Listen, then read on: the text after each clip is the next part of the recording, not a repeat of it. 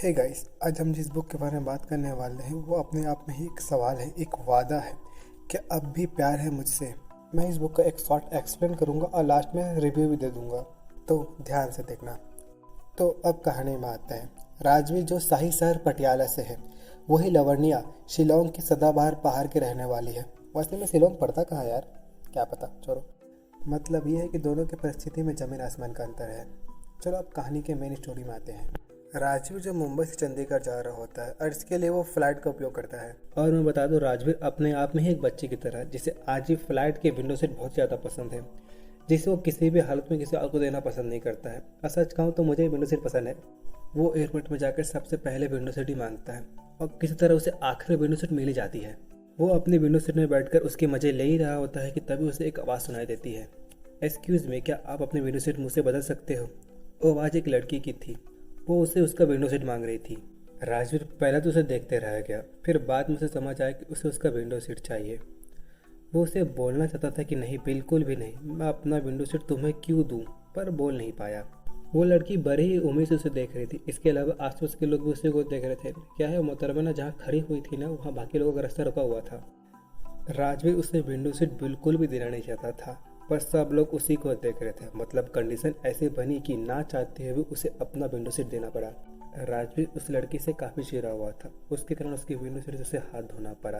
पर दोनों साथ में बैठे हुए थे, तो दोनों के बीच में बातचीत शुरू हो गई और बातचीत के दौरान उस लड़की से नाराजगी खत्म हो जाती और धीरे धीरे से राजवीर उसे कुछ हद तक पसंद करने लगता है। उन दोनों के बातचीत में लड़की अपना नाम लवण्या बताती है। लवण्या शिलोंग के रहने वाले हैं, जो एक पहाड़ी इलाके और ये मेघालय की राजधानी है। खैर, लवण्या चंडीगढ़ अपने बेस्ट फ्रेंड शालिनी की शादी में जा रही होती और राजवीर अपने घर जा रहा होता है।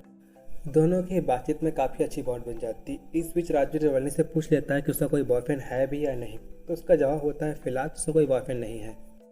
पूरे सफ़र में उनकी बातचीत अच्छी चलती है। बाद में फ्लाइट भी लैंड हो जाता है। फ्लाइट के लैंड होने के कुछ देर के बाद राजवीर का फ़ोन आता है।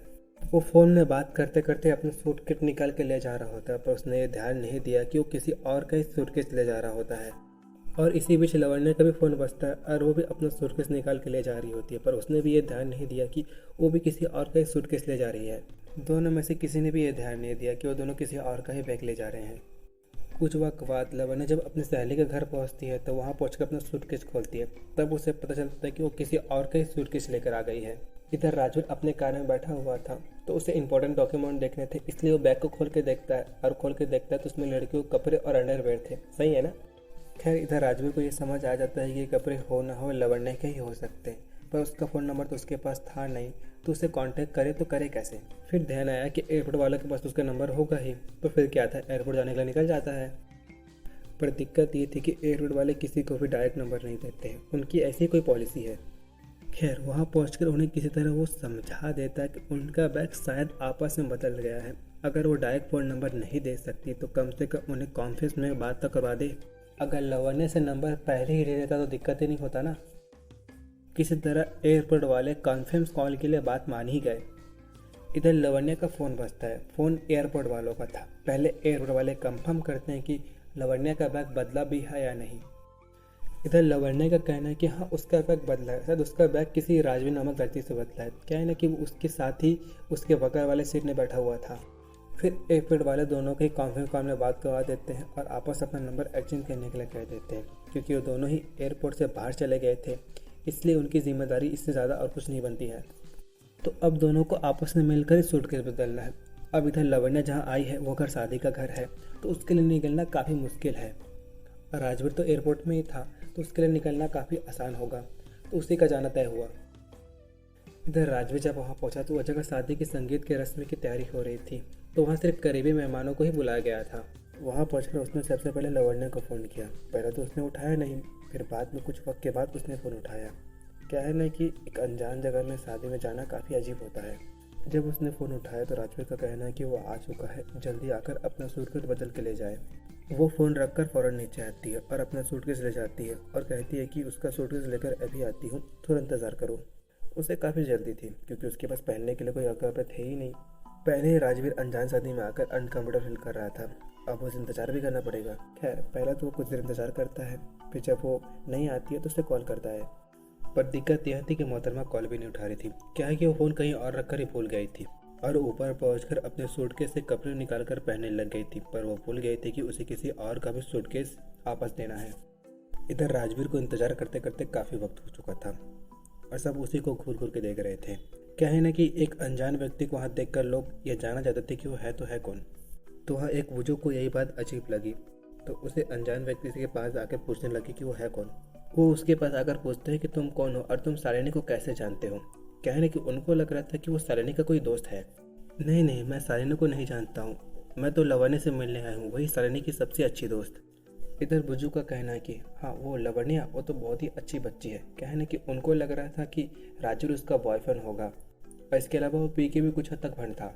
संगीत का वक्त होने वाला था तो वहाँ डांस फ्लोर में अनाउंसमेंट होती है कि डांस फ्लोर में सबसे पहले लड़की के पिताजी आएंगे। फिर क्या होना था, और बुढ़ा राजवीर का हाथ पकड़कर उसे ज़बरदस्ती डांस फ्लोर में ले जाता है।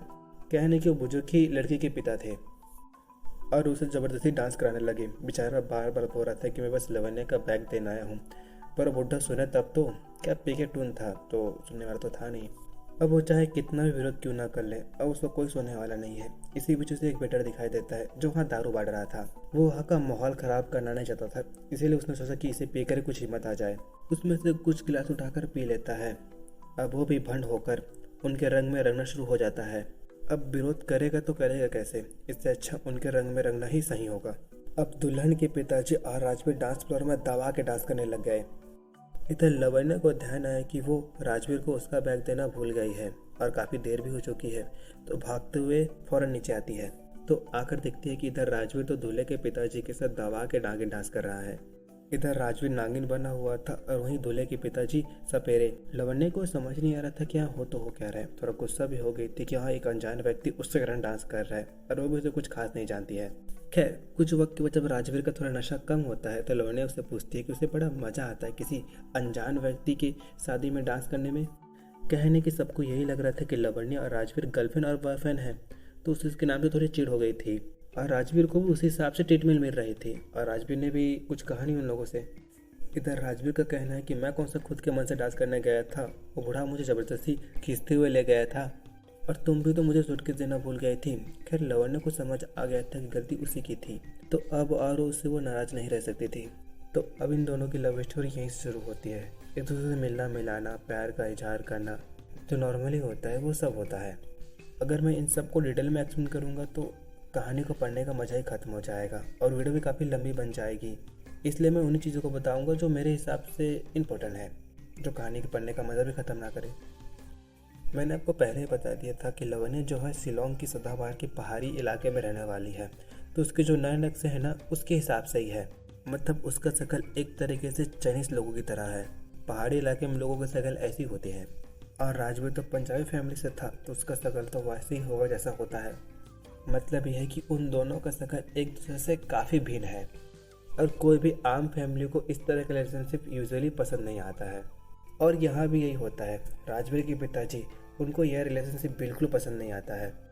जब राजवीर के पिताजी को पता चलता है कि राजवीर किसी चाइनीज लड़के से प्यार करता है और उसी से शादी करेगा कहता है, तो उनका माथा ही खराब हो जाता है।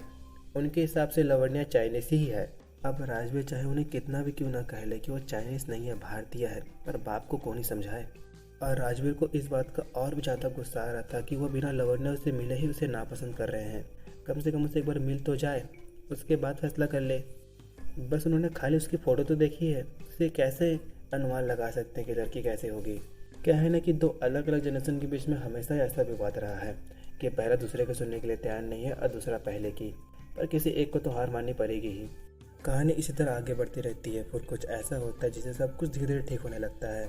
राजवीर के पिताजी वक्त के साथ ये समझ जाते हैं कि उनकी ही सोच कहीं ना कहीं ये गलत है और धीरे धीरे सही उसे वो अपनाने लगते हैं और किसी तरह शादी के लिए मान ही जाते हैं।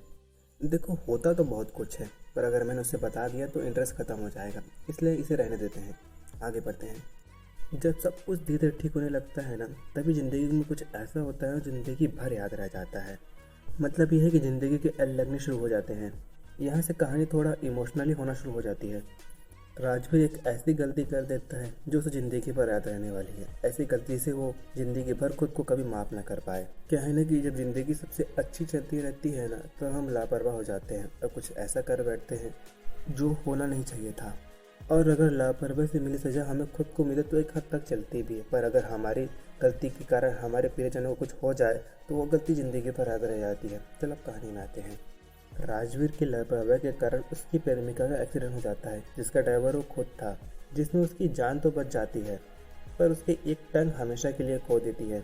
इस बात की खुशी थी कि वो जिंदा थी, पर इस बात का गम था कि अब वो हमेशा के लिए अपाहिज बन गई थी। आप जिसे प्यार करते हो उसे एक अपाहिज की तरह देखना काफ़ी दर्दनाक होता है, और दर्द बढ़ जाता है जब उसका कारण आप खुद हो। उसे ज़िंदगी भर ऐसे तरहता हुआ देखना, रोता हुआ देखना आसान नहीं होता है। अब चाहे तुम कुछ भी करने की कोशिश ही क्यों ना कर लो, अब कुछ भी बदलने वाला तो नहीं है। लवर ने तो उसे माफ़ कर भी दिया, पर वो खुद को कैसे माफ़ करेगा। काश वो गलती ना किया होता, काश ट्रैफिक को नियमों को मानता, काश वो उसकी बातों को सुनता। लवन्य ने उसे कितनी बार समझाया था कि ट्रैफिक का नियमों का पालन करे वरना उसे इसकी भारी कीमत चुकानी पड़ेगी, पर उसने उसकी बात पर ध्यान नहीं दिया। क्या है ना कि जब तक जिंदगी के लौड़े नहीं लगते ना तब तक समझ नहीं आता। बेशक तुम खुद के लिए ट्रैफिक का नियम ना मानो, पर अपनों के लिए तो मानो जिसे तुम प्रेम करते हो, जिसे तुम सुरक्षित रखना चाहते हो, कम से कम उनके लिए तो मानो। अंत में राजवीर लवन्य से एक ही सवाल पूछता है कि अब भी है प्यार मुझसे, अब तुम मुझे बताओ कि उसका आंसर क्या होगा। परिस्थिति कैसी भी क्यों ना हो, प्रेम कभी भी खत्म नहीं होता, और अगर प्रेम खत्म हो जाए तो प्रेम कभी था ही नहीं। अब कहानी को यहीं ख़त्म करते हैं। अब अंत में आते हैं रिव्यू पर। इसकी स्टोरी बेशक एक लव स्टोरी से शुरू होती है, पर एक सीख के साथ खत्म होती है। तुम्हारी मर्जी है कि तुम्हें किताब पढ़नी है या नहीं, मैं ये तुम पे छोड़ता हूँ। और अगर तुम इस किताब को खरीदना चाहते हो तो इसका लिंक मैं नीचे दे दूँगा, तुम वहाँ से खरीद सकते हो। और अगर तुम्हें वीडियो अच्छी लगी तो लाइक, कमेंट एंड शेयर करना, और मुझे बताना कि तुम्हें वीडियो कैसे लगी। बस इतना ही।